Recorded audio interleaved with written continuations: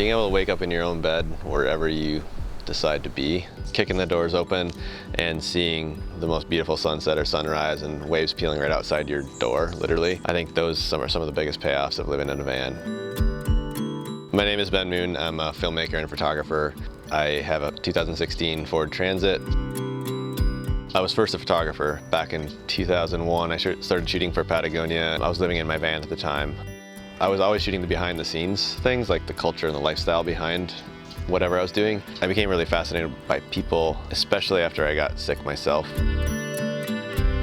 When I was 29, I had just started getting established as a photographer. I found out I had colon cancer, and there was a year of just not being sure if I was gonna make it and just going through treatments.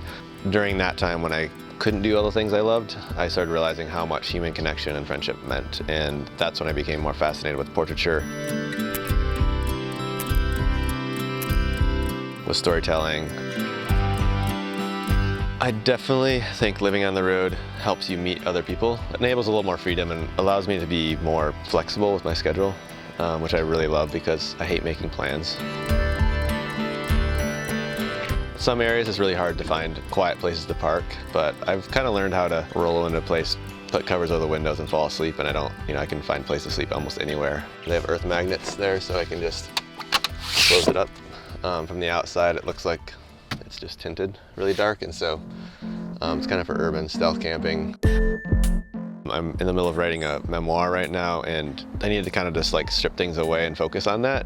I feel like my job, I interact with people so often that it's nice to have a sanctuary just to go into and shut the doors and just be anywhere. And I love being at the beach in the van and just writing for hours and nobody knows I'm in there. And to be able to work on the road and have a place to work that's insulated, comfortable. I wanted to build this out like a little sailboat. Like it was kind of like really cozy.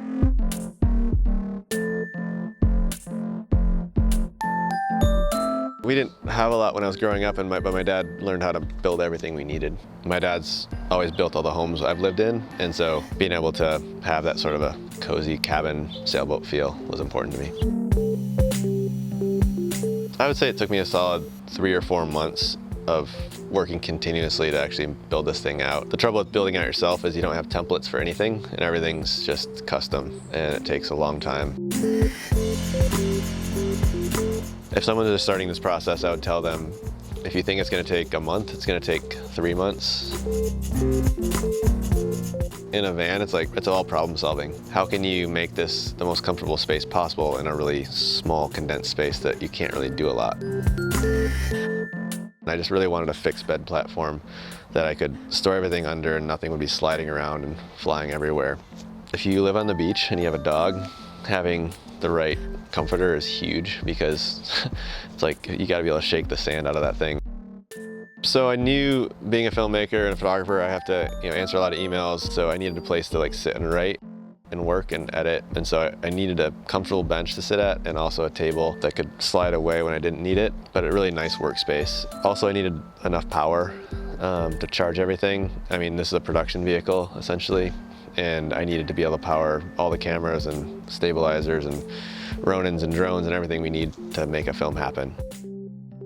One other thing I did for filmmaking is put the platform up top just to have an automatic place to go sit. And for a follow vehicle, it's really important to have a place to store surfboards. Those can just take up a lot of space. They can get beat up really easily. So having a dedicated area for them to be in there, hidden, out of the sun. It's just kind of like all your basic needs have to be met, but they all have to play together really well. Just being able to face out the door while you're cooking and washing dishes or whatever is really nice. As you live in a vehicle, you start to realize what could be really useful. So it's kind of a continual process and evolution. And the more you spend time in your vehicle before you actually build something out, the better it's going to be in the long run.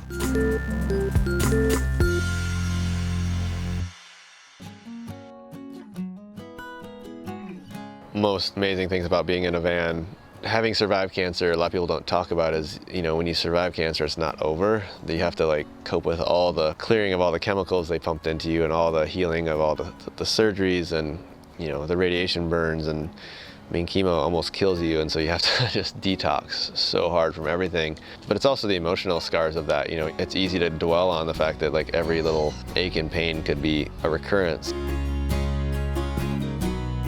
when suddenly you're in remission, you know, you have all these options, and it's like life, it can be overwhelming. And so being in a van and just being like, I'm gonna drive away, and the mundane suddenly becomes interesting.